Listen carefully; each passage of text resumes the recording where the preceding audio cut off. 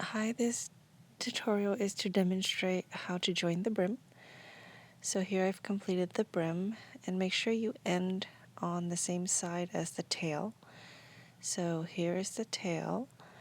Go ahead and slip stitch through the chain stitches here, and then go into the back loops on the other side, and then do a slip stitch. So into the back loop, do a slip stitch. Now go into the next chain stitch and into the back loop of the other side and do a slip stitch, and you'll do that for every stitch across to join the brim.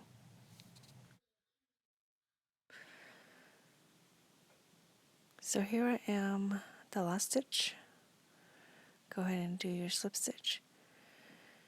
Now if you flip this over, looking at where the seam is, it's pretty good. You can't really tell that there's a seam there. It's nice and even.